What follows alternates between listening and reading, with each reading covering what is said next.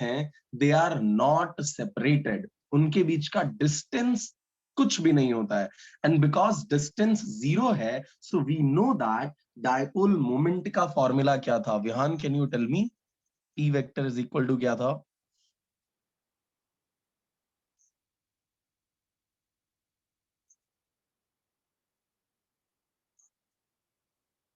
अरे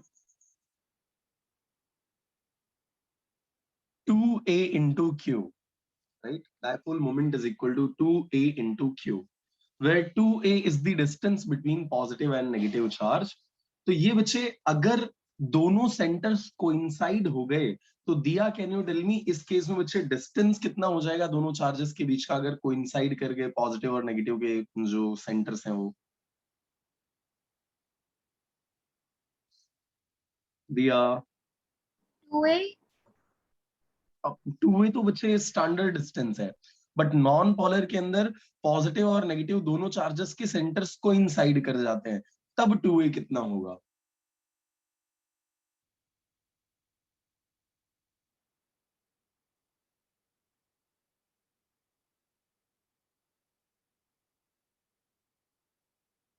so because positive and negative दोनों के जो चार्जेस के सेंटर्स हैं दोनों कोइंसाइड कर चुके हैं, यानी both are lying on a same point, और उसी पॉइंट का उसी पॉइंट से तो कोई डिस्टेंस होता नहीं है, एक पॉइंट का उसी पॉइंट से कोई डिस्टेंस आएगा नहीं, that 2a will become zero, और 2a अगर जीरो हो गया तो इन दैट केस हमारा डायपोल मोमेंट भी क्या हो जाता है? जीरो हो जाता है, right? So when electric field is absent तब इसकी पिक्चर कुछ इस तरीके से दिख रही होती है। देखो यहां पे कहीं पे है आपका पॉजिटिव एंड नेगेटिव चार्जेस का सेंटर, पॉजिटिव एंड नेगेटिव दोनों का सेंटर कोइंसाइड कर रहा है। सिमिलरली यहां पर भी पॉजिटिव एंड नेगेटिव का सेंटर कोइंसाइड कर रहा है, पॉजिटिव और नेगेटिव का सेंटर कोइंसाइड कर रहा है, पॉजिटिव नेगेटिव का सेंटर कोइंसाइड कर रहा है, और ये कोइंसिडेंस की वजह से 2a जीरो हो जाता है, that's why dipole moment becomes zero. Electric field apply करते हैं, एक एक्सटर्नल इलेक्ट्रिक फील्ड इस पे अप्लाई करते हैं। नेगेटिव चार्ज इलेक्ट्रिक फील्ड की कौन सी डायरेक्शन में मूव होता है? इन द डायरेक्शन और opposite to the electric field, कहां मूव करता है बताओ? अरे आवाज नहीं आई। Opposite. Opposite to the electric field, very good. So now I am going to apply some electric field on this. तो बच्चे ये हमारे पास वो नॉन पोलर डाइलेक्ट्रिक है, और इसके ऊपर हमने एक्सटर्नली कुछ इलेक्ट्रिक फील्ड अप्लाई कर दी। सो बच्चे इस केस में जो बाहर से आपने इलेक्ट्रिक फील्ड अप्लाई की है उसकी कुछ वैल्यू है, दैट्स व्हाई हमने उसे लिखा हुआ है नॉन जीरो। यहां पर कोई वैल्यू नहीं थी, कोई इलेक्ट्रिक फील्ड बाहर से आपने अप्लाई नहीं की थी, इसीलिए external electric field was zero, right? So when you are applying some electric field on this, क्या होगा? नेगेटिव चार्जेस इस एंड की तरफ शिफ्ट होते चले जाएंगे, पॉजिटिव चार्जेस कहां जाएंगे आदित्य?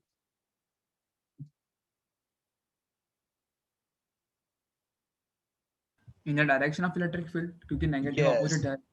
Very good. सो बच्चे इन शॉर्ट आपका जो डायपोल था वो डायपोल कुछ इस तरीके का दिखने लग जाएगा।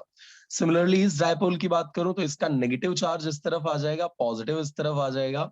इन शॉर्ट इसका लुक कुछ ऐसा दिखने लग जाएगा।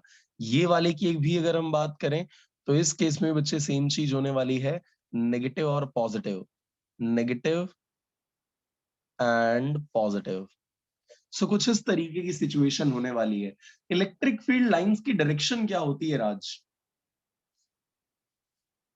राज, what is the direction of electric field lines?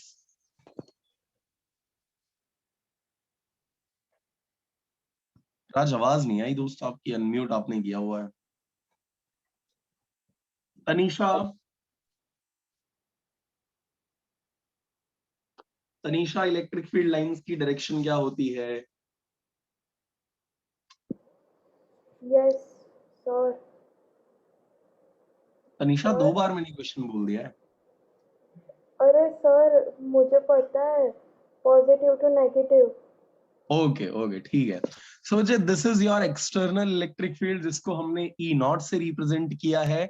अंदर बच्चे यहाँ पे पॉजिटिव नेगेटिव एक छोटी सी इलेक्ट्रिक फील्ड इस डायरेक्शन में क्रिएट हो जाएगी, ऐसे ही एक छोटी सी इलेक्ट्रिक फील्ड इस डायरेक्शन में, छोटी सी small electric field in this direction, और बहुत ही छोटी सी electric field, tiny amount of electric field will set in the opposite direction of the external field. तो बच्चे ये आपकी एक्सटर्नल फील्ड थी, इसकी ऑपोजिट डायरेक्शन में देख लो क्या सेट होती चली जा रही है, एक इलेक्ट्रिक फील्ड सेट होती जा रही है। रिजल्टेंट कैसे निकालेंगे विश्वेश? अगर मुझे इस मटेरियल के अंदर की इलेक्ट्रिक फील्ड निकालनी है तो net electric field inside the material क्या हो जाएगी?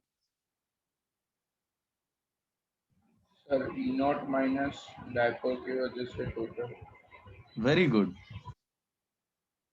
Net field inside the material that will be equal to, बाहर से जो आपने अप्लाई की है वो ई नॉट माइनस, यहां पर भी क्या हो रहा है, पोलराइजेशन होना चालू हो गया, ये सेंटर्स इसके सेपरेट होना चालू हो चुके हैं, राइट, यानी पोलराइज होना चालू हो चुके हैं।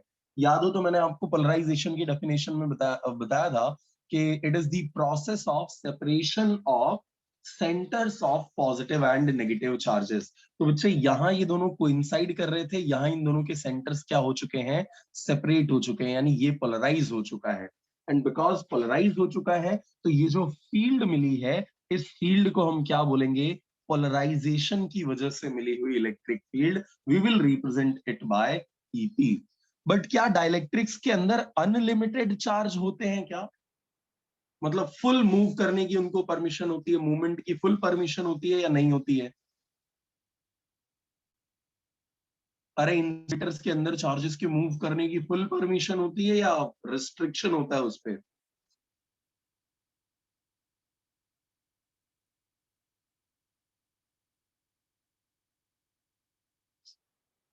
अरे यार कंडक्टर थोड़ी है, कंडक्टर होता तो धंधनाट इधर से इधर, इधर से इधर, खूब सारे चार्जेस इधर निकल जाते, लेकिन कंडक्टर नहीं है, इंसुलेटर है ना। इंसुलेटर है तो चार्जेस के मूवमेंट पे रिस्ट्रिक्शन होगा। इंसुलेटर रेजिस्टिविटी हाई है, रेजिस्टिविटी हाई है, इसका मतलब ये हो गया कि चार्जेस मूव नहीं कर पाएंगे, और जब चार्जेस मूव नहीं कर पाएंगे तो ये पोलराइजेशन वाली जो इलेक्ट्रिक फील्ड बन रही है ये बाहर वाली से कम होगी। अरे यार कहानी समझ में आई क्या? तो यही चीज कंडक्टर्स के लिए क्या हो गई थी, जीरो, लेकिन इंसुलेटर के केस में क्या हो रही है, कुछ वैल्यू इसकी आएगी। आ रही है क्या बात समझ में? अब रेशियो निकालो, कौन सा रेशियो निकालना है, ये जो बाहर तुमने इलेक्ट्रिक फील्ड लगाई है वो, और ये जो अंदर इलेक्ट्रिक फील्ड बची रह गई है, जो net field inside the material है वो। सो दिस रेशियो, नोट्स में ढूंढो इस रेशियो को क्या नाम दिया हुआ है। The ratio of external electric field to the net electric field inside the material, क्या नाम दिया हुआ है इसको, dielectric constant, dielectric constant. Very good. अब बच्चे इफ यू रिमेंबर, अगर आपको याद हो तो मेटल्स के लिए डाइलेक्ट्रिक कांस्टेंट कितना बताया गया था, इंफिनिटी। अरे page number 1 of session 1.2 Coulomb's law के अंदर मेटल्स के लिए डाइलेक्ट्रिक कांस्टेंट कितना होता है, इंफिनिटी होता है। क्यों इंफिनिटी होता है वो यहां से हमको समझना है।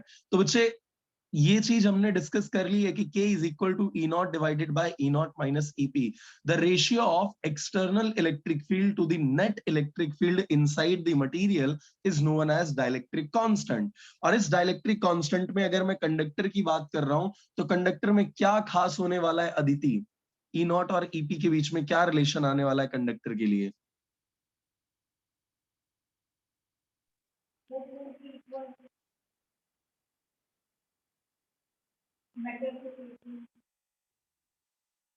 अरे ई नॉट और ईपी इक्वल हो जाएंगे ना। Net field inside the conductor is zero if you remember. तो जो बाहर से आप फील्ड लगाते हो तुरंत ही सारे चार्जेस इधर, मेटल के चार्जेस इधर आके शिफ्ट हो जाते हैं और पॉजिटिव चार्जेस इधर। तो एक इलेक्ट्रिक फील्ड आपकी इस तरफ को है, ऑपोजिट डायरेक्शन में दूसरी इलेक्ट्रिक फील्ड बन जाती है। इन शॉर्ट दोनों इलेक्ट्रिक फील्ड का मैग्नीट्यूड कैसा हो जाता है, इक्वल। और जब आप ये वैल्यू यहाँ पे रखोगे तो इसका जो डिनोमिनेटर है वो क्या हो जाएगा, जीरो हो जाएगा। अगर ये टर्म बच्चे जीरो हो गया तो के की वैल्यू क्या आएगी बताओ, something divided by zero, infinity. बिल्कुल सही है। विच मीन्स के की वैल्यू क्या हो जाएगी, इंफिनिटी फॉर कंडक्टर्स। कंडक्टर्स या मेटल्स के लिए हम के की वैल्यू क्या ले लेते हैं, इंफिनिटी ले लेते हैं, राइट? अच्छा, इस के को एक और नाम दिया हुआ था, do you remember? Relative permittivity. Yes, relative permittivity, very good. So relative permittivity हो या डाइलेक्ट्रिक कांस्टेंट हो, दोनों ही सेम तरीके से डिफाइंड है। It is the ratio of original और external electric field to the reduced electric field inside the material, right? This is what we call as relative permittivity और dielectric constant. चलिए next point की तरफ आ जाते हैं हम।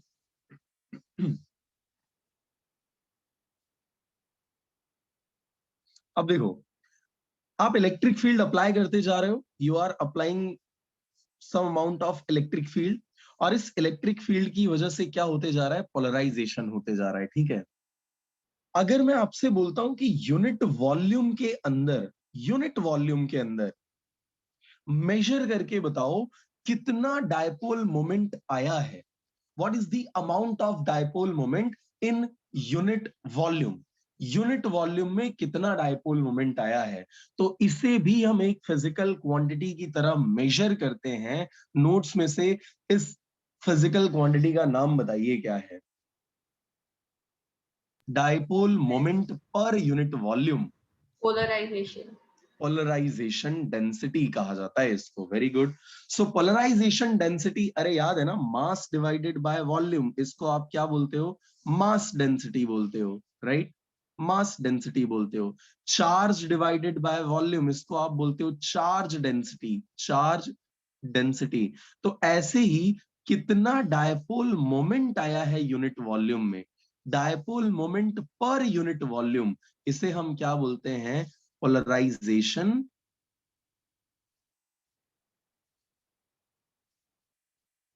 density.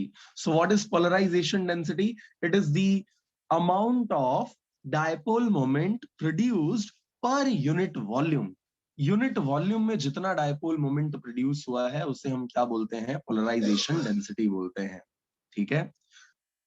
अब ये पोलराइजेशन डेंसिटी को रिप्रेजेंट किससे करते हो? तो बहुत लोग इसमें कंफ्यूज हो जाते हैं बच्चे, बहुत बार गड़बड़ियां आप कर देते हो।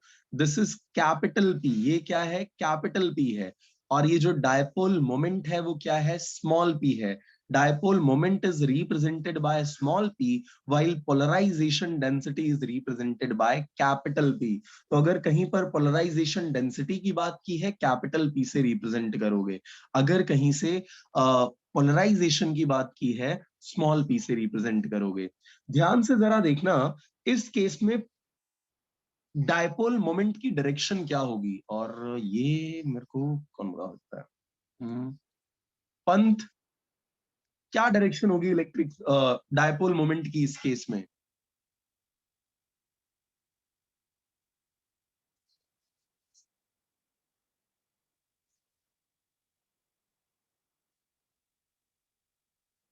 Yes Parishri, negative to positive.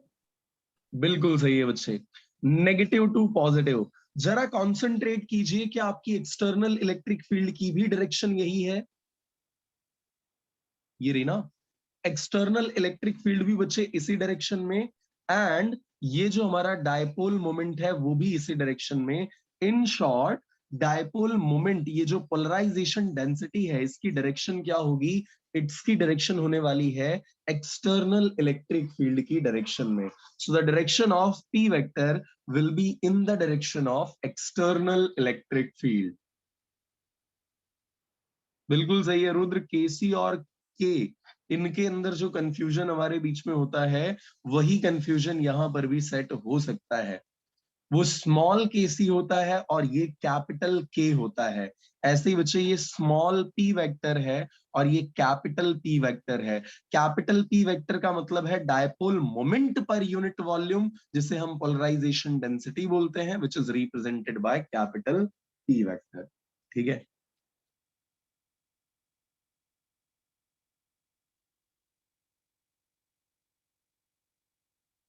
Okay, next दो छोटी छोटी डेफिनेशन है। लीनियर आइसोट्रॉपिक मटेरियल की डेफिनेशन कौन कौन बता सकता है? ट्राई करूं।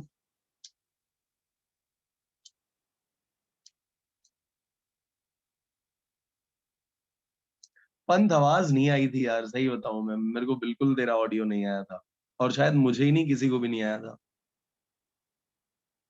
देख सिद्धार्थ हाँ बोल रहा है। ओके, रुद्र एंड रिद्धि ने हैंड रेज किया। नहीं नहीं नहीं, अभी अभी नहीं भाई। लीनियर आइसोट्रॉपिक मटेरियल की डेफिनेशन बतानी है। कहानी अपन ने कर ली हुई है कि इलेक्ट्रिक फील्ड लगाओगे, डायपोल मोमेंट सेट होता जाएगा। डायपोल मोमेंट जो सेट होगा उसकी डायरेक्शन क्या होगी, एक्सटर्नल इलेक्ट्रिक फील्ड की डायरेक्शन में होगी।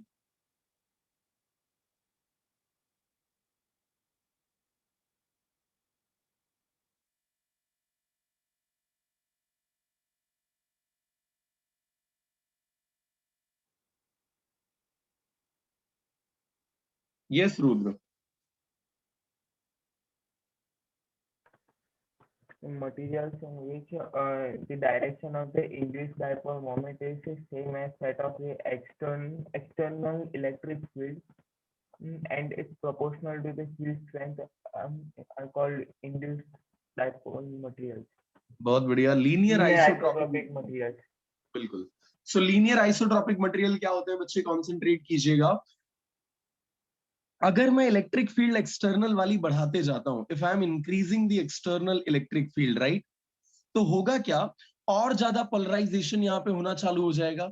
और पोलराइजेशन अगर यहाँ पे होना चालू होगा तो as I am increasing my external electric field, अंदर डायपोल मोमेंट भी क्या होता जाएगा, इंक्रीज होता जाएगा। सो the materials for which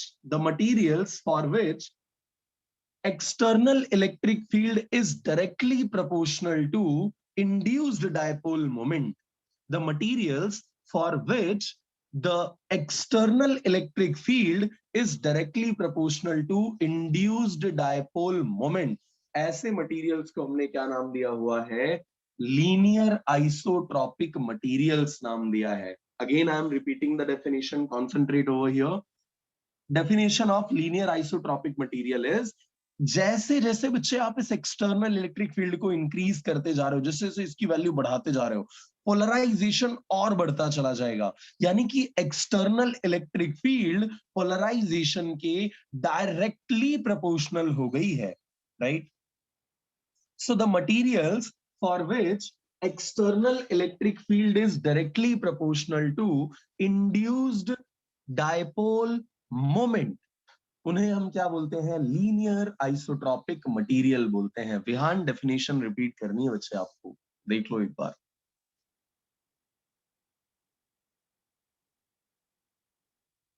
so as I told you कि ये जो बच्चे हमारी पोलराइजेशन डेंसिटी बनने वाली है, it will be directly proportional to external electric field जो भी आपने अप्लाई करी है, राइट। विहान डेफिनेशन तब तक आप तैयार करके रखना, I am coming to it. Okay ठीक है। सो बच्चे पी वेक्टर, प्रोपोर्शनलिटी हटाओगे क्या लगाना पड़ेगा, अगर इक्वालिटी में जाना है तो कोई ना कोई कांस्टेंट इंट्रोड्यूस करना पड़ेगा। यहां पे बच्चे जो हम कांस्टेंट इंट्रोड्यूस करते हैं ना, बड़ा ही भयंकर सा कांस्टेंट है, काय बोलते हैं इसको, क्या बोलते हैं, chi. So chi e into electric field, right.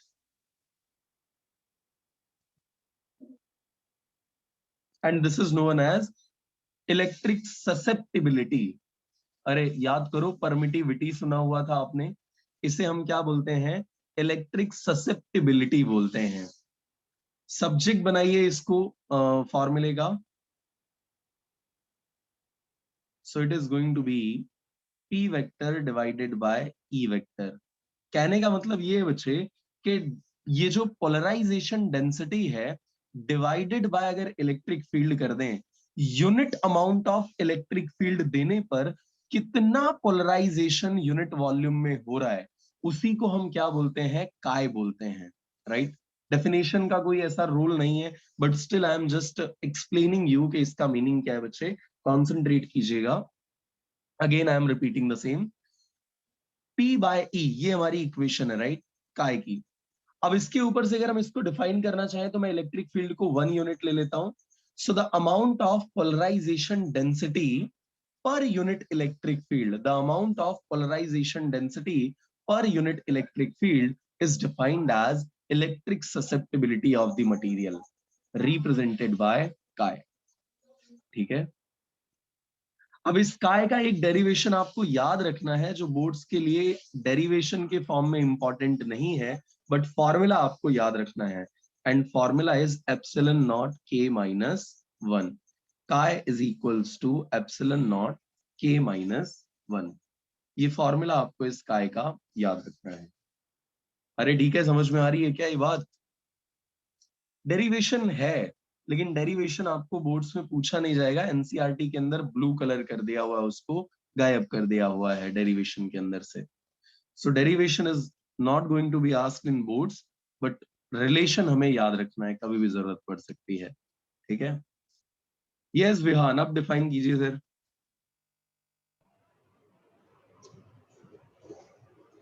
Materials for which induced dipole moment is in the direction of the external electric field is also proportional to the field strength is called isotropic linear isotropic materials. Good, ठीक है. So the materials for which induced dipole moment is directly proportional to external electric field, those materials are what we call as linear isotropic materials, right? चलिए, so यहाँ पे बच्चे हमारा section 2.3 क्या हो जाता है? Finish, right? तो शायद आपने ग्रुप्स में अगर मैसेज देखा हो तो वहां पे अनाउंस कर दिया हुआ है 2.1 एंड 2.2 का टेस्ट भी है आपका फ्राइडे यानी कल के दिन, राइट? सो प्रिपेयर कीजिए. कहीं पर भी ऐसा लगता है कि you are not comfortable, just let me know, I will help you out.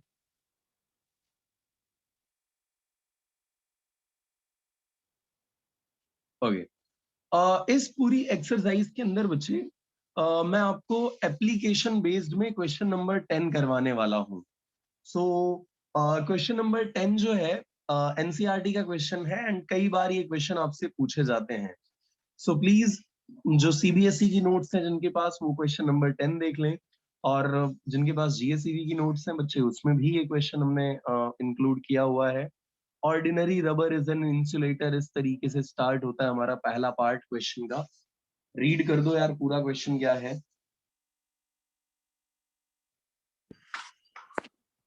Sir, ordinary rubber is an insulator, but the special rubber tires of aircrafts are made slightly conducting. Why is it this is necessary? Okay, तो बच्चे इसके साथ एक और example मैं आपको देता हूं.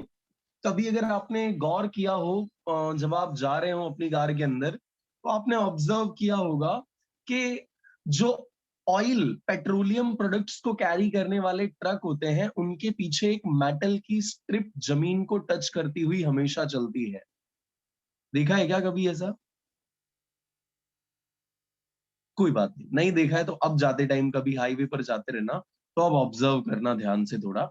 जो भी ट्रक्स बच्चे पेट्रोलियम प्रोडक्ट्स को, पेट्रोल है, डीजल है, इन चीजों को लेकर के कैरी कर रहे होते हैं, उनमें एक मेटल की चेन से नीचे एक ऐसा पार्ट होता है मेटालिक, जो हमेशा ग्राउंड के साथ टच में होता है. तो ये दो चीजों को हम एक साथ समझने वाले हैं, राइट? क्या है तो देखना, मीनिंग क्या है इनका. बच्चे when we are talking about aircrafts, तो जब ये रन कर रहे होते हैं ना, जब ये इनिशियली टेक ऑफ करने वाले होते हैं, उस टाइम पर इनकी स्पीड बहुत हाई होती है. Do you agree to this? अरे एक अच्छी खासी स्पीड एक्वायर करने के बाद ही ये टेक ऑफ करते हैं. तो होता क्या है बच्चे, इस सिचुएशन में जो टायर होता है हमारा, वो टायर और जो ग्राउंड है, इसके बीच में भयंकर फ्रिक्शन होता है. There is a tremendous friction between the tire and जो ग्राउंड होता है हमारा, इनके बीच में भयंकर फ्रिक्शन होता है. अब मान लो, यस बिल्कुल सही है. तो बच्चे टायर्स क्या होते हैं हमारे, ये फ्रिक्शन की वजह से चार्ज हो जाते हैं, और चार्ज होने के बाद ये चार्जेस उस टायर पे एक्यूमुलेट ना हो जाएं, इसीलिए हम उसको स्लाइटली कंडक्टिंग रखते हैं, सो दैट जो भी चार्ज बना है वो सीधे के सीधे कहां चला जाए, ग्राउंड में चला जाए.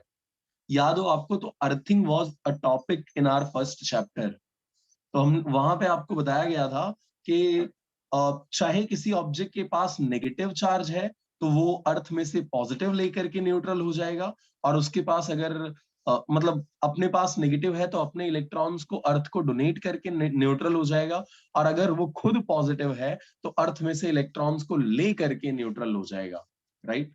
मतलब कोई भी ऑब्जेक्ट अगर आप अर्थ के टच में लेके आ रहे हो तो वो फाइनली क्या हो जाएगी, न्यूट्रल हो जाएगी। तो इसीलिए बच्चे हमने क्या किया है, स्लाइटली कंडक्टिंग रबर का यूज कर लिया हुआ है वहां पे। सिमिलरली दूसरी चीज जो मैंने आपको बताई, व्हीकल्स जो इन्फ्लेमेबल मटेरियल्स को, इन्फ्लेमेबल चीजों को कैरी कर रहे होते हैं, वो भी क्या करते हैं, एक मेटालिक रोप को उनकी मोशन के ड्यूरिंग हमेशा कांटेक्ट में रखते हैं। रीजन क्या है, कोई भी अगर एक्सेस चार्ज प्रोड्यूस हो तो इजीली उसको हम क्या कर पाए, ग्राउंड कर पाए। अरे यार ये क्या है, बात समझ में? क्योंकि अगर तुमने नहीं रिमूव किया तो हो सकता है एक्सप्लोड कर जाए किसी टाइम पे। अब सोचो पूरा टैंकर भरा हुआ है पेट्रोल से और वो एक्सप्लोड कर रहा है, क्या भयानक सिचुएशन होगी। पूरी दिवाली तुम्हारी, जितनी दिवालियां हमने मनाई नहीं होंगी ना, उससे भयंकर दिवाली सिर्फ उसी पार्ट में बन जाएगी। और ये ट्रक व्रक के पार्ट्स कहाँ कहाँ जा करके गिरेंगे समझ में नहीं आएगा। कंगना बताएगी गंगा में गिरे हैं, पता चला नाइजीरिया में गिरे होंगे। Situation is something like that. इसीलिए हम क्या करते हैं बच्चे, नॉर्मली मेटालिक वायर्स को इसके साथ कांटेक्ट में रख देते हैं ताकि अर्थ के साथ वो हमेशा कांटेक्ट में रहे। सेकंड क्या है, second part of this question,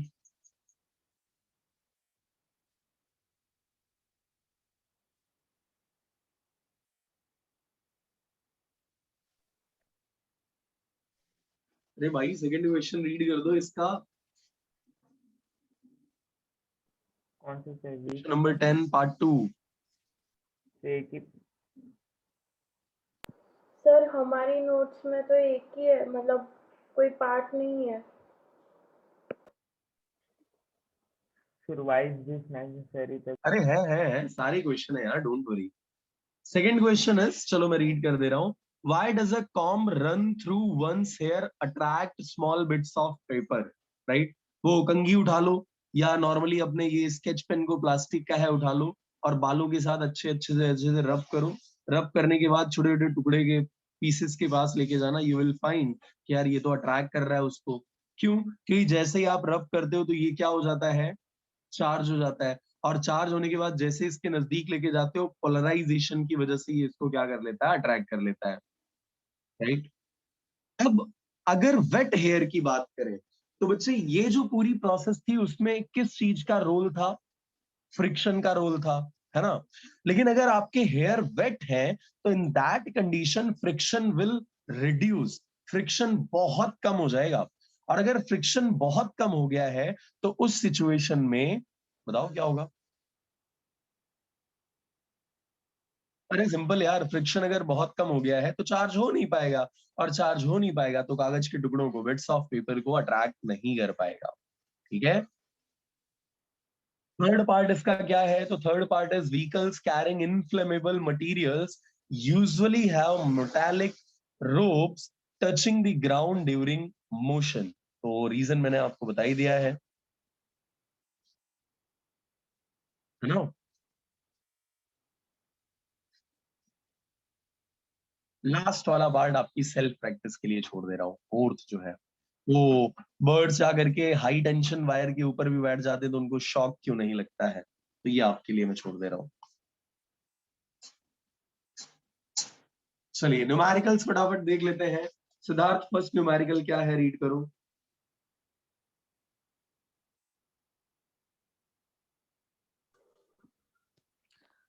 An electric dipole of moment P is placed in a uniform electric field E. For what angle between P and D will potential energy of the electric dipole will be half its maximum value?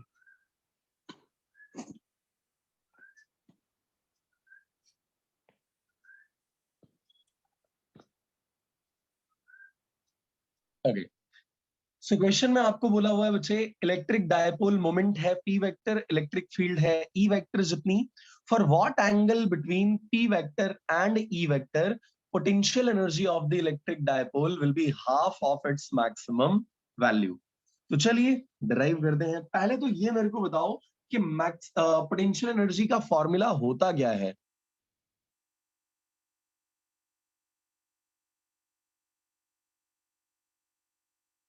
Minus P cos theta या minus P sine theta?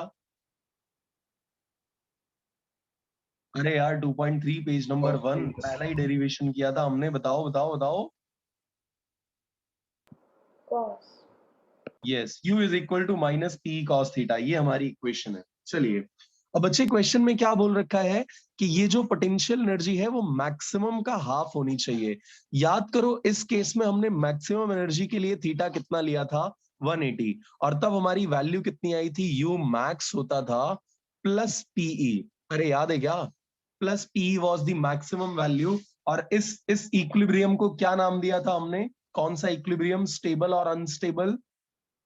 Maximum potential energy stable unstable? Unstable. Maximum potential energy पे unstable और minimum potential energy पर stable, right? सो बच्चे यहाँ maximum potential energy है यानी plus P है। Question में बोल रखा है कि it is nothing but U max by 2। तो बच्चे यहां पर हमने लिख दिया maximum potential energy divided by 2 is equal to minus PE cos theta. U max की वैल्यू है प्लस पीई, रिप्लेस कर दो। So PE divided by 2 is equals to minus PE cos theta. PE से पीई कैंसिल हो गया, so 1/2 is equal to minus cos theta. We can say that cos theta is equal to minus 1/2। Theta कितना हो जाएगा यहां से? 120 degree. बच्चे theta हमें फाइंड आउट करना है, वो एंगल फाइंड आउट करना है जब हमारी potential energy half of maximum हो जाएगी। मैक्सिमम की हाफ हो जाएगी तब के लिए एंगल फाइंड आउट करना है। तो मैक्सिमम पोटेंशियल एनर्जी तो हम जानते ही थे कितनी होती थी, प्लस पी। उसका हाफ क्या हो जाएगा? पी बाय 2 हो जाएगा, is equals to P cos theta. फिर हमने कॉस थीटा में से थीटा को ड्राइव कर लिया, it is 120 degree. Question number तो बता दे सिद्धार्थ, तूने क्वेश्चन तो रीड कर दिया। 12 sir. ओके ठीक है। नेक्स्ट परिश्री आप ही रीड कर दो नेक्स्ट क्वेश्चन बच्चे।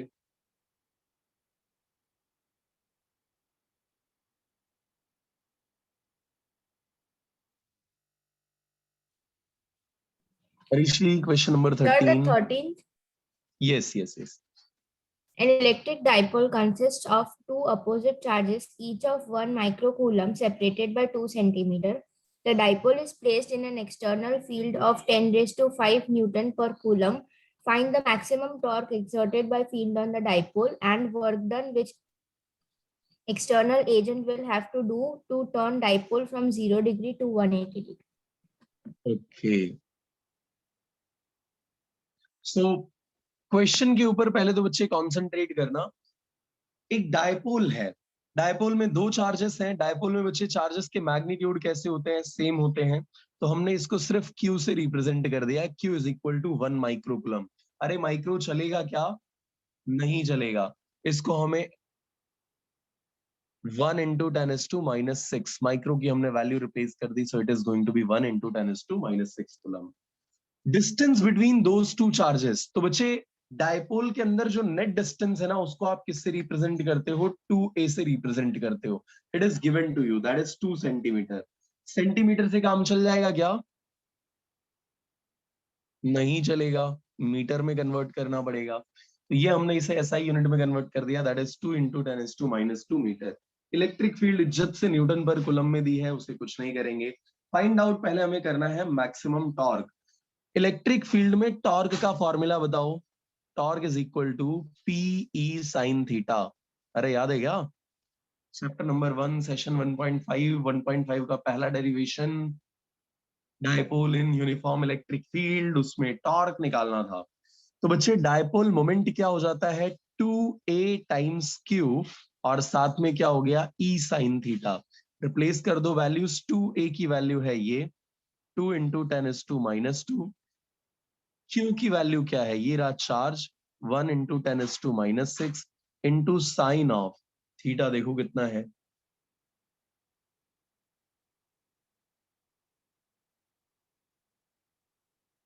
90 है। अब पूछो क्यों, पूछो क्यों। अरे वाई तो पूछो यार। Why? Sir, maximum torque है। यस, टॉर्क के लिए बच्चे आपसे मैक्सिमम वैल्यू पूछी थी, एक कलाकार हो यार। सो मैक्सिमम पूछा हुआ ना, तो थीटा की जहां पे हमने क्या रिप्लेस कर दिया है, 90 रिप्लेस कर दिया है, बिकॉज साइन 90 इज मैक्सिमम।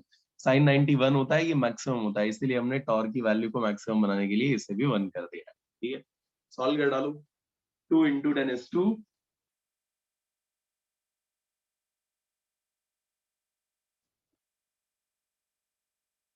अच्छा, इलेक्ट्रिक फील्ड की तो वैल्यू रह गई नहीं, ई की वैल्यू अभी तो बाकी है। ई की वैल्यू है 10:5। ये 2a है, ये q है, और ये इलेक्ट्रिक फील्ड है, और ये साइन थीटा में साइन 90 है। सो solve it out, your answer will B 2 into 10⁻³ कितने, न्यूटन इंटू मीटर। टॉर्क में जूल लिख के मत आ जाना, ठीक है, नहीं तो न्यूटन मीटर देखते ही तुम्हारे दिमाग में आ जाए हाँ जूल लिख देते हैं, टॉर्क में नहीं लिखना है। चलिए, नेक्स्ट पार्ट है बच्चे, work done which external agent will have to do to turn dipole from 0 degree to 180 degree। सो बच्चे ये जो पूरी प्रोसेस है, इसके अंदर क्या हो रहा होगा, पोटेंशियल एनर्जी में चेंज हो रहा होगा। जितना पोटेंशियल एनर्जी में चेंज आएगा वही किसके फॉर्म में आएगा, वर्क के फॉर्म में आएगा। सो इसका इक्वेशन हमने निकाला हुआ था, याद करो, W इज इक्वल टू क्या था, क्विक। अरे U का और W का दोनों का ही एक इक्वेशन हमने ये पोटेंशियल वाले ही डेरिवेशन के अंदर, पोटेंशियल एनर्जी वाले डेरिवेशन में निकाला था। W is equal to PE cos θ1 minus cos θ2, याद है क्या ऐसा कुछ?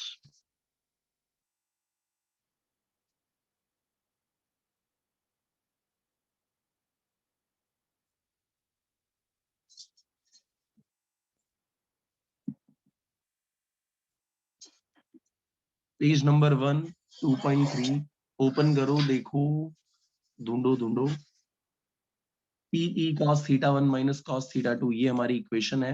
P की वैल्यू बच्चे ये रही हमारी, रिप्लेस कर देते हैं, 2 into 10⁻², ये 2a है।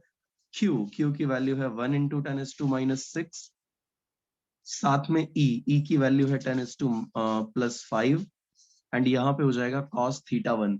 इनिशियली थीटा है 0, फाइनली है 180, so it will B cos 0 minus cos 180। cos 180 की वैल्यू क्या होती है, -1 होती है। cos 0 कितना होता है, 1 होता है। 1 minus -1, it is going to be 1 + 1, ये हो जाएगा 2। 2 into 2 हो गया 4, so your answer will B 4 into 10⁻⁻3। Work done का ऐसा यूनिट क्या हो जाएगा, जूल हो जाएगा। ठीक है, सो 4 into 10⁻³ जूल, इतना आपको क्या करना पड़ेगा, वर्क करना पड़ेगा। ठीक है,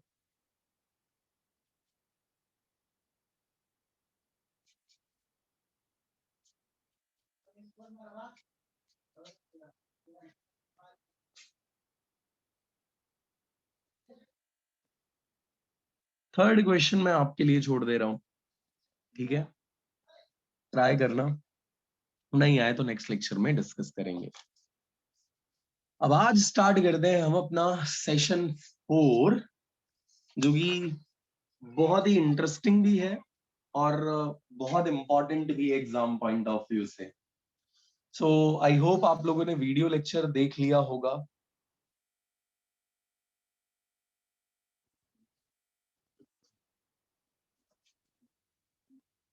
जितने लोगों ने वीडियो लेक्चर देखा हुआ है, एक थम्स अप दो मेरे को फटाफट, क्विक।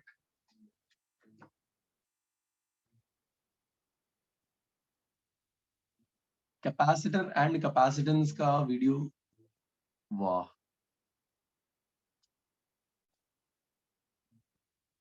एक ही स्टूडेंट है जिसने देखा है, थैंक यू रिद्धि। अरे बाकी लोगों को, कितने लोगों ने सिंगर्स के माइक देखे हैं, जो जो अपने सिंगर्स होते हैं ना, उनके माइक बड़े ही स्पेशल टाइप के होते हैं, जिस स्टूडियो में वो रिकॉर्ड करते हैं ना, वो रिकॉर्डिंग के स्टूडियो में एक बड़ा ही स्पेशल सा माइक होता है। नॉर्मली बच्चे माइक के दो टाइप होते हैं। पहले टाइप का जो माइक है उसे हम बोलते हैं डायनेमिक माइक। फर्स्ट जो टाइप है ना उसको हम बोलते हैं डायनेमिक माइक। अरे माइक तो जानते हो ना, ऐसा तो नहीं है माइक से ही तुम्हारा वास्ता नहीं है कोई दूर दूर तक, ये पता तो है ना डायनेमिक माइक होता है ऐसा कुछ। ओके ठीक है। दूसरा होता है बच्चे कंडेंसर माइक। कंडेंसर माइक, तो एक होता है डायनेमिक माइक, दूसरा होता है कंडेंसर माइक। डायनेमिक माइक वो वाला माइक है जिसे नॉर्मली स्टेज परफॉर्मेंस में आप यूज करते हो। ऐसे बड़ा सा होता है, थोड़ा लॉन्ग सा, और उसको हम हाथ में पकड़ करके और फिर अपने आसपास रख करके फिर बोलते रहते हैं, right. That is what we call as dynamic mic. और वो जो सिंगर्स होते हैं ये लोग जिस माइक का यूटिलाइजेशन करते हैं उसे हम बोलते हैं कंडेंसर माइक, राइट। ये जो कंडेंसर माइक है, ये कंडेंसर माइक में दो शीट लगी हुई होती हैं। दो शीट लगी हुई होती हैं। एक शीट होती है बच्चे फिक्स्ड, एक शीट होती है फिक्स्ड, एंड दूसरी शीट कैसी होती है, मूवेबल होती है। तो एक है हमारी फिक्स्ड शीट और दूसरी है मूवेबल शीट। होता क्या है, जैसे ही आप माइक के पास में जाकर के बोलना चालू करते हो तो आपके वोकल कोड्स में से जो वाइब्रेशंस निकल रहे हैं और साथ में जो एयर निकल रही होती है उसकी वजह से ये मूवेबल शीट आगे पीछे होती है। फिक्स्ड शीट यहां पे है, मूवेबल शीट आगे पीछे हो रही है। पेज नंबर 2 और 3 ऑफ 2.4 निकालो फटाफट, पेज नंबर 2 या 3, 2 ही निकालना, page number 2 of session 2.4।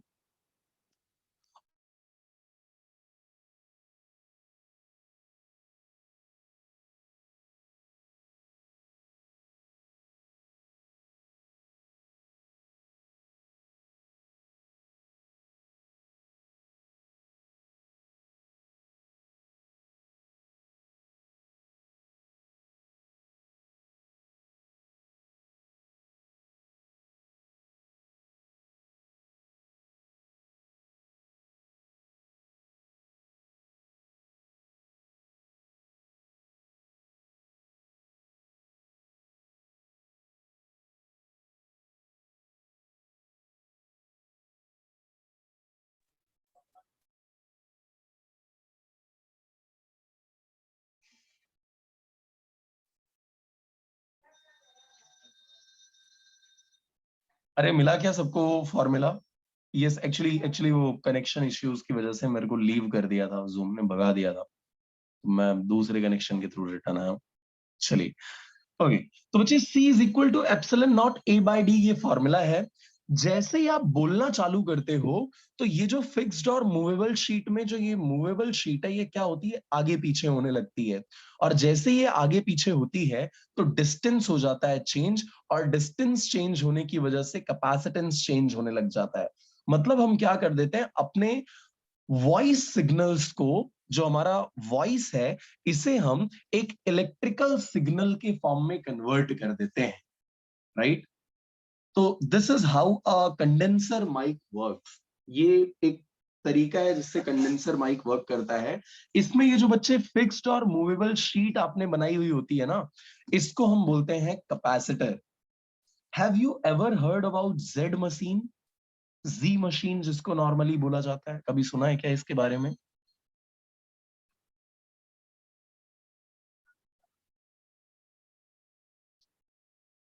Albuquerque करके एक जगह है, इसके बारे में कोई कुछ जानता है क्या? आल्बुकर्क, कुछ लोग।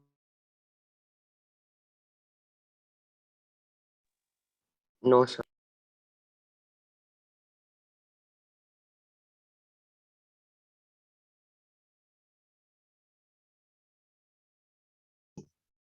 दुनिया में कितना पावर यूज हो रहा होगा करंटली? बहुत सारा, है ना। अरे नॉर्मल बहुत सारा बोल सकते हैं ना एक तरीके से। लेकिन अगर मैं आपको बोलूं कि पूरी दुनिया जितना पावर यूज कर रही है उससे भी 5 to 6 टाइम्स ज्यादा पावर एक जगह पे यूटिलाइज हो रहा है। सरप्राइजिंग। पूरी दुनिया जितने पावर को यूज कर रही है बच्चे, उससे भी 5 to 6 टाइम्स ज्यादा पावर सिर्फ एक जगह पे यूज हो रहा है, and that place is in Albuquerque, right? वहां पे आया हुआ है, और एक मशीन वहां पे हमने लगाई हुई है, उस मशीन का नाम है Z machine, right? Name of that machine is Z machine. अब यहां हम कर क्या रहे होते हैं ये मैं आपको बताता हूं। सो नॉर्मली ये अब आपने नाम जान लिया है, तो अगर आपको थोड़ा भी इंटरेस्ट है तो you can just go on YouTube and you can find a video on Z machine, you will understand it. पूरा पूरा जो भी प्रोसीजर है वो आप समझ जाओगे। More than crore of capacitors, 1 crore से भी ज्यादा कैपेसिटर्स इस जेड मशीन के अंदर हमने यूज किए हैं। और बच्चे ये जो जेड मशीन के अंदर हमने इतने सारे कैपेसिटर्स यूज किए ना, इन कैपेसिटर्स की वजह से बहुत ट्रिमेंडस अमाउंट ऑफ पावर हम जनरेट करते हैं, और इस ट्रिमेंडस अमाउंट ऑफ पावर का यूटिलाइजेशन किया जाता है, इसका यूज किया जाता है न्यूक्लियर स्टडी के अंदर। अरे वो पता है ना, हाई हाई फ्रीक्वेंसी वाली रेज निकालनी होती है आपको, गामा रेज, है ना? ये गामा रेज और ऐसी रेज को निकाल करके न्यूक्लियर की स्टडी करने के अंदर हम इस जेड मशीन में से बहुत हाई फ्रीक्वेंसी वाली लाइट निकालते हैं, बहुत फ्रीक्वेंसी वाली वेव्स को हम प्रोड्यूस करते हैं, और उन वेव्स के थ्रू बच्चे इन न्यूक्लियर या मटेरियल्स के इंटरनल स्ट्रक्चर की स्टडी की जाती है। तो बेसिकली ये स्टोरी है जेड मशीन की। यहां पर भी हम किसे यूज कर रहे होते हैं, कैपेसिटर्स को यूज कर रहे होते हैं, राइट? सो कैपेसिटर्स आपको देखने में ऐसा लगता होगा कि सर सिर्फ पंखे में ही यूटिलाइज होता है, वो पंखे में पता है एक कैपेसिटर यूज होता है, तो तुमको ऐसा लग रहा होगा कि सिर्फ पंखे में ही कैपेसिटर यूज होता है। आंसर इज नो, फैन ही ऐसी चीज नहीं है जिसमें कैपेसिटर यूज हो रहा है। There are so many places जहां पे हमने कैपेसिटर को यूज किया हुआ है, हल्क बनाने के लिए गामा रेज। सही है, ठीक है। चलिए, तो पहले तो हम समझते हैं बच्चे कि ये कॉन्सेप्ट आया कहां से। एक्सरे सोर्स, बिल्कुल सही है, एक्सरे सोर्स के फॉर्म में भी इसको यूज किया जाता है। तो यार किसी भी चीज को यूज करने के ना 2 तरीके होते हैं। किसी भी चीज को अगर आपको यूज करना है तो 2 तरीके हैं। पहला तो है उसको इंस्टेंट बना डालो, है ना? और दूसरा है कि आप उसका स्टोरेज कर लो। अरे आ रही है क्या बात समझ में? जैसे जैसे मैं आपको बोलता हूं कि फैन की बात नहीं, फैन की तो क्या, पानी की बात करते हैं, ठीक है? मैं अगर आपको बोलता हूँ कि पानी पीना है आपको, तो 2 तरीके हैं उसको यूज करने के। एक तो आप हाइड्रोजन और ऑक्सीजन को मिक्स करके भड़ाका करने लग जाओ, आप इंस्टेंट पानी बनाने लग जाओ, एक तरीका तो वो है। दूसरा ये है जो सिंपल भी है, आसान भी है, आप पानी को कहीं पे स्टोर करके रख लो। सही है ना? ऐसे ही बच्चे इलेक्ट्रिसिटी को भी यानी करंट को भी यूज करने के हम 2 तरीके जानते हैं। एक तो तरीका यह है कि हम कहीं पे उसे इंस्टेंट क्रिएट कर लें, और दूसरा हम उसका स्टोर बना डालें, उसको कहीं पे स्टोर करके रख लें। तो बच्चे ये जो स्टोरेज वाला पार्ट है, ये स्टोरेज वाला पार्ट हम 2 डिवाइसेस में कर रहे होते हैं। एक तो होती है हमारी बैटरी, सुना है क्या ये नाम? बैटरी सेल जिसे आप बोलते हो। एंड सेकेंड होता है कैपेसिटर। कैपेसिटर का बड़ा ही पुराना नाम है कंडेंसर, और इसीलिए अगर आपको याद हो तो मैंने इस माइक के आगे कंडेंसर माइक लिखा हुआ था। तो कैपेसिटर बोला जाए या कंडेंसर बोला जाए, बात सेम है, लेकिन बहुत पुराने टाइम पे उसे कंडेंसर बोला जाता था, अब लोग उसे कैपेसिटर के नाम से ही बुला रहे हैं, ठीक है? सब तो स्टोरेज बच्चे आप चार्जेस का कितने जगहों पे कर सकते हो, एक तो बैटरी में और दूसरा कैपेसिटर में। बैटरी डैम की तरह है, समझना इस चीज को। Battery is like a dam, एक डैम की तरह है, जिसमें जितने गेट आप खोलोगे, थोड़ा सा आपने गेट ओपन कर दिया तो एक कांस्टेंट फ्लो क्या रहेगा, उस वाटर का मेंटेन रहेगा। ऐसे ही बच्चे ये बैटरी क्या करती है, चार्जेस के कांस्टेंट फ्लो को मेंटेन रखती है। लेकिन कैपेसिटर क्या है? कैपेसिटर एक ऐसा डिवाइस है जो डैम के टूटने की सिचुएशन को बताता है। सोचो डैम अचानक टूट गया, तो डैम के टूटने पे क्या होगा, बहुत सारा पानी एक साथ फ्लो करना चालू कर देगा। यही चीज होती है बच्चे कैपेसिटर के केस में। कैपेसिटर क्या करता है, ढेर सारा चार्ज एक ही इंस्टेंट में दे डालता है, बहुत सारा चार्ज एक ही इंस्टेंट में दे डालता है, राइट? तो अगर मैं आपको बोलता हूँ अभी इस टाइम पे जो बच्चे हमारा कोविड का सिचुएशन चल रहा है, इसमें एक डिवाइस बड़ा ही काम का है जो हार्ट को बचाने का काम कर रहा होता है, डिफिब्रिलेटर जिसको आप बोलते हो। सुना है क्या? बायो वालों ने तो सुना ही होगा। वो बताया 2 मेटालिक प्लेट्स होती है, ऐसे चिपका करके धप ऐसे यूं उठा लिया जाता है, चपका अधम। देखा है क्या ऐसा कुछ? वो हार्ट पे ऐसे मारते हैं और वो जिंदा हो जाता है। पिक्चरों की बात कर रहा हूँ यार, रियल लाइफ में नहीं। यस रिद्धि, प्लीज प्लीज पूरा बोलो ना बच्चे, ऑडियो क्लियर नहीं था आपका। तो डॉक्टर स्ट्रेंज में होता है एक सीन, अगर देखी हो तो, मार्वल की डॉक्टर स्ट्रेंज। यार मेरे को वैसे ही बताऊं, डब्ड मूवी मेरे को देखने में मजा नहीं आती, इंग्लिश मेरी बड़ी वीक है। सो आई एम सो सॉरी, मैंने देखा तो नहीं है। मशीन की बात करी हो तो लाइक उसमें मतलब डॉक्टर स्ट्रेंज में होती है वो, मतलब मशीन से एक मतलब इंसान को जिंदा करने की कोशिश करते हैं ऐसे। राइट।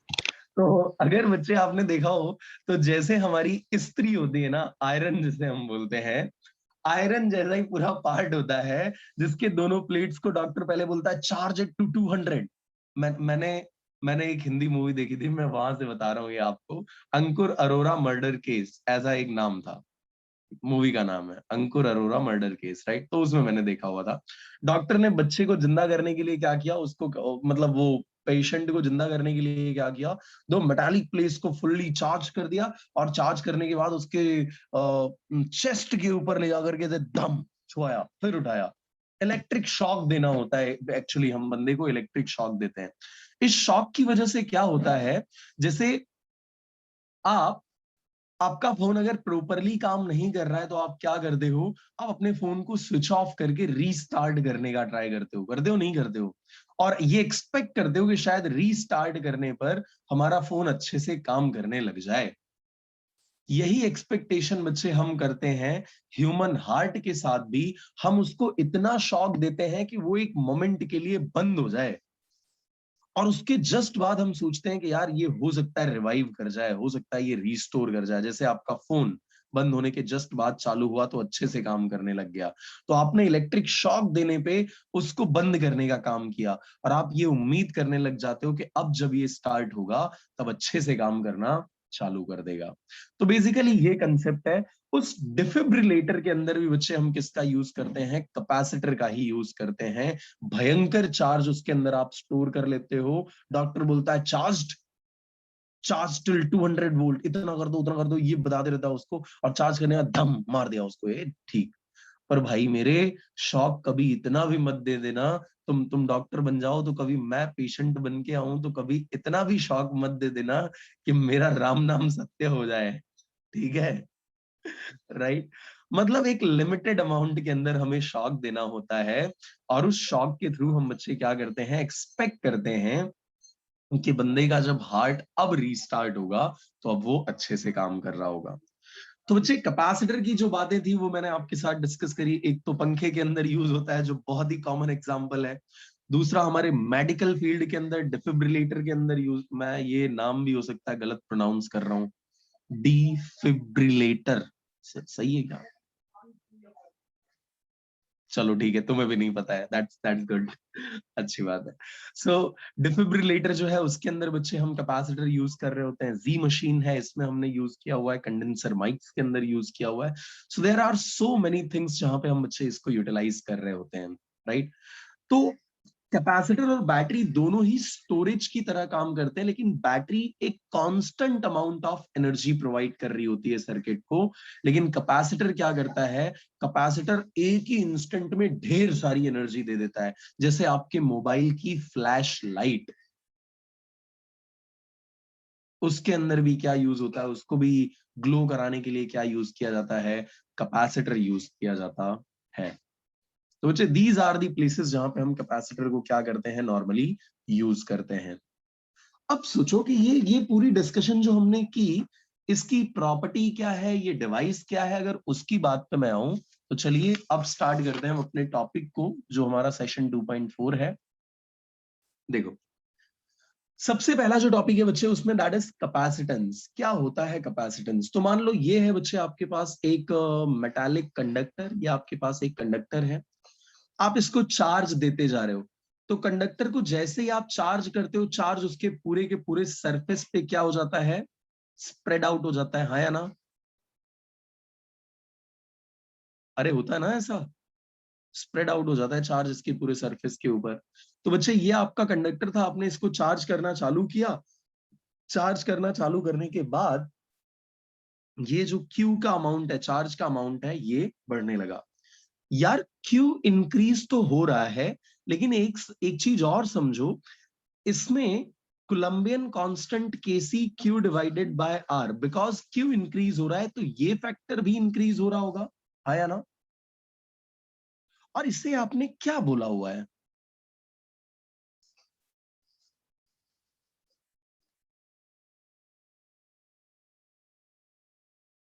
अरे इसे क्या बोला हुआ है यार, Kc Q बाय R को? Potential, very good. तो बच्चे एक तरफ तो आपका चार्ज इंक्रीज होते जा रहा है, दूसरी तरफ पोटेंशियल भी क्या होते जा रहा है, इंक्रीज होते जा रहा है। As the amount of charge increases, potential also increases. जैसे जैसे आप चार्ज को इंक्रीज करते जा रहे हो, पोटेंशियल क्या होते जा रहा है, इंक्रीज होते जा रहा है। इसको एक और एग्जांपल से समझो। मान लीजिए मैं आपको एक बकेट दे देता हूं, और इस बकेट में मैं आपको बोलता हूं कि इसको वाटर से फिल करते जाओ। वाटर आप डालोगे, लेवल इसका राइज होगा, और वाटर डालोगे, लेवल और राइज हो जाएगा, और वाटर डालोगे, लेवल और राइज हो जाएगा। लेकिन एक बार अगर वाटर का लेवल ये आ गया, तो इसके बाद अगर आप वाटर डालते जाओगे, तो वाटर क्या हो जाएगा, स्पिल हो जाएगा, बाहर की तरफ आ जाएगा। अरे होगा या नहीं होगा? राइट? ऐसा ही केस होता है बच्चे कंडक्टर के साथ भी। पहले आप चार्ज देते हो, पोटेंशियल बढ़ता है, और चार्ज देते हो और पोटेंशियल बढ़ता है, और चार्ज देते हो, पोटेंशियल और बढ़ जाता है। लेकिन एक लिमिट ऐसी आ जाती है कि इसके बाद इस कंडक्टर पर चार्ज को और होल्ड कराने की कैपेसिटी रह जाती नहीं है। Now this material is not in a situation to hold more amount of charge. अब ये हमारा कंडक्टर और चार्ज को होल्ड कर सकता नहीं है। सो इस कंडक्टर की चार्ज होल्ड करने की एबिलिटी कितनी है, अगर आपने उसे मेजर कर लिया, तो उसी को हम क्या बोलेंगे, कैपेसिटेंस बोलेंगे। अरे आई क्या बात समझ में? The measure of ability of an insulated conductor to hold the charges. Insulated conductor की चार्ज को होल्ड करने की एबिलिटी का मेजरमेंट वही क्या होता है, कैपेसिटेंस होता है। डेफिनेशन कौन मेरे को बिना देखे बता सकता है? Quick, raise your hand. The measure of ability of insulated conductor to hold the charges is known as capacitance. The measure of ability of holding charges of an insulated conductor is called capacitance.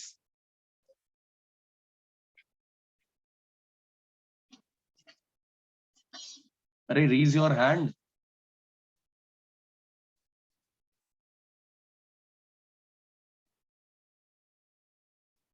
Yes, Tanisha, please.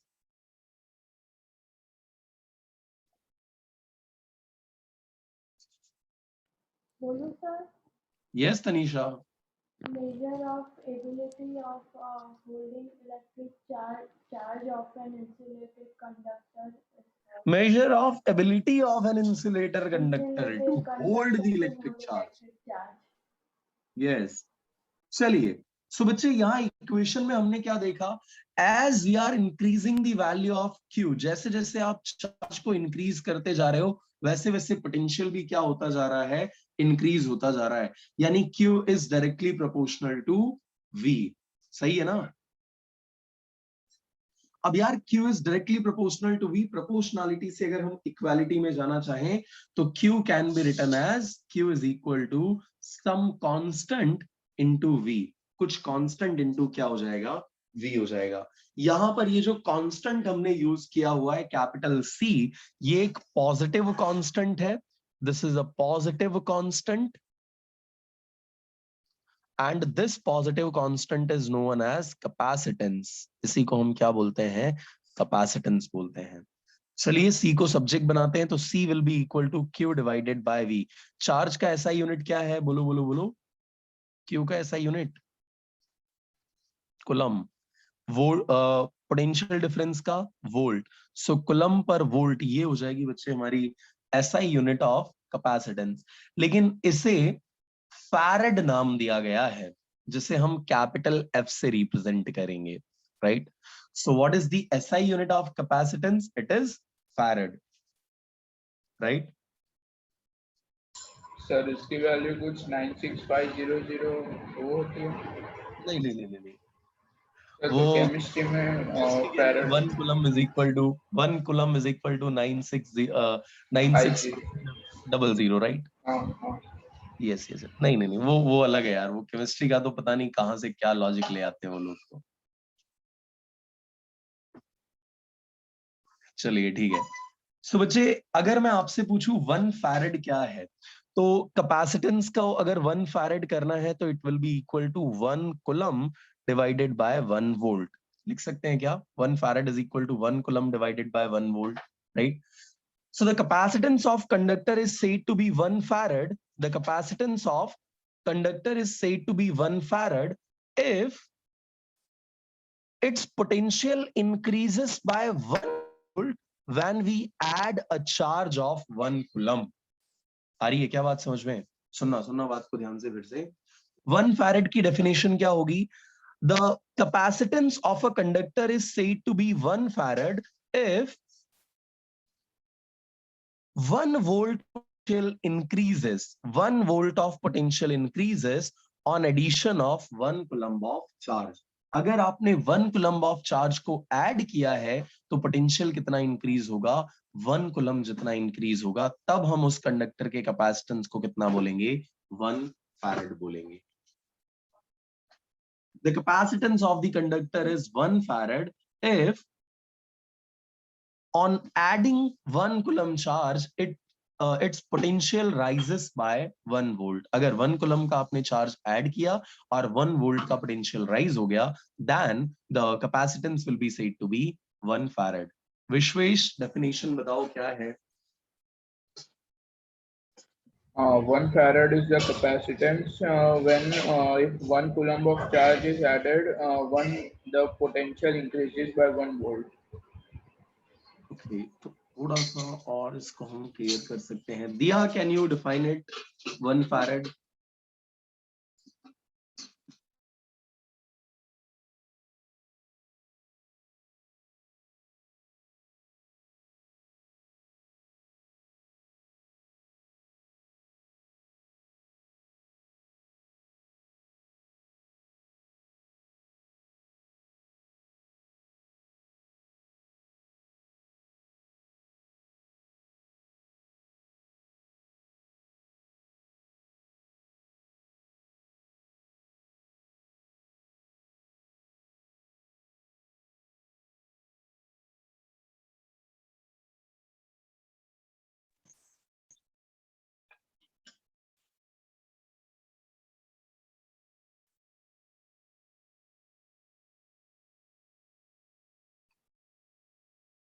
Yes, Rudra.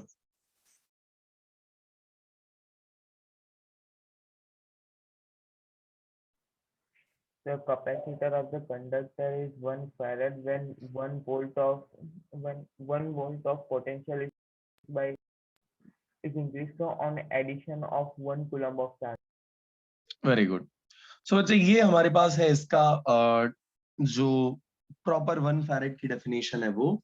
Now if I am coming and talking about dimensions, यार dimensions देख के बताओ क्या होंगे इसके dimensions? m-1, l-2, t4, t⁴ right? So coulomb के dimensions लिखो और पोटेंशियल डिफरेंस यानी वोल्ट के डायमेंशंस लिखो, रेशियो निकाल डालो, your answer will be this. ये है डायमेंशंस ऑफ कैपेसिटेंस। कैपेसिटेंस का डायमेंशन ये हो जाएगा। कैसी क्वांटिटी है ये, वेक्टर या स्केलर? तो स्केलर क्वांटिटी है, राइट? वेक्टर का झंझट नहीं है इसमें। बट 1 farad जो है हमारा, ये बहुत ही बड़ा यूनिट होता है बच्चे, बहुत बड़ा यूनिट होता है। इसीलिए इसके जो प्रैक्टिकल यूनिट हो जाते हैं ना, प्रैक्टिकल यूनिट जो हो जाते हैं, ये क्यों बहुत बड़ा है वो अभी मैं आपको मतलब नेक्स्ट क्लास के अंदर हम डिस्कस कर लेंगे। प्रैक्टिकल यूनिट जो बच्चे इसका होता है that is milli farad, nano farad या पिको फैरड। मेजरली जो आपको डील करना होगा वो माइक्रो फैरड और पिको फैराडे के अंदर ही डील करना होगा, माइक्रो फैराडे और पिको फैराडे में डील कर रहे होगे आप। Milli stands for 10⁻⁻3, nano stands for 10⁻⁻9, pico means 10⁻12 and micro means 10⁻6, right. So ये सिचुएशन है। बताइए किसी को कोई डाउट इतने पार्ट में? चलिए, सो एक खास बात के साथ अब इस लेक्चर को हम फिनिश करते हैं। बच्चे, कैपेसिटेंस की इक्वेशन में दो ही टर्म्स आते हैं, एक है Q और दूसरा है V, है ना। C is equal to Q by V, right. But यार सरप्राइजिंग बात तो ये है कि कैपेसिटेंस ना तो Q पर डिपेंड करता है और ना ही V पर डिपेंड करता है ना। बड़ा ही अजीब सा case. C is equal to Q upon V तो होता है, लेकिन C इंडिपेंडेंट ऑफ Q है and C is independent of V। सोचो कैसे? Directly proportional to R। Exactly, बिल्कुल सही है, डायरेक्टली प्रोपोर्शनल है। तो बच्चे, जितना अमाउंट में चार्ज इंक्रीज होगा उतने ही अमाउंट में क्या इंक्रीज हो जाएगा? पोटेंशियल। तो रेशियो तो कांस्टेंट रहेगा ना। अरे जैसे तुमने चार्ज डबल कर दिया, ठीक है, चार्ज अगर तुमने डबल कर दिया, इनिशियली Q by V था, अब चार्ज अगर डबल कर दिया 2Q, तो क्योंकि दोनों डायरेक्टली प्रोपोर्शनल है तो ये डबल हो गया तो ये भी डबल हो जाएगा, 2Q by 2V हो जाएगा, कैंसिल। ट्रिपल कर दिया 3Q by 3V हो जाएगा, कैंसिल। 4 टाइम्स कर दिया 4Q by 4V हो जाएगा, कैंसिल। इन शॉर्ट, सिंपल बात सिर्फ इतनी होने वाली है कि चार्ज आप जितना बढ़ाओगे उसी फैक्टर से पोटेंशियल भी क्या हो जाएगा? इंक्रीज हो जाएगा। That's why this ratio will remain constant, और इसीलिए हम बोलते हैं capacitance is independent of Q and V। तो ये डिपेंड करता किन चीजों के ऊपर है? तो बच्चे, पहली चीज जिसके ऊपर डिपेंड करता है ये, वो कंडक्टर के शेप एंड साइज के ऊपर। शेप एंड साइज पे पहला तो ये डिपेंड करेगा, एंड दूसरा सराउंडिंग मीडियम का नेचर कैसा है। ये जो आसपास का मीडियम है इसका नेचर कैसा है, nature of surrounding medium.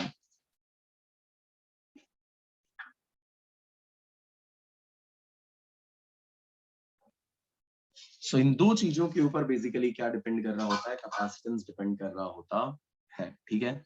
Shape and size of the conductor and nature of surrounding medium, इन दो फैक्टर्स के ऊपर हमारा कैपेसिटेंस डिपेंड करेगा। किन दो बातों पे डिपेंड नहीं करता है? तो it is independent of charge and potential, right. Q and V से इंडिपेंडेंट है। So that's it from my side.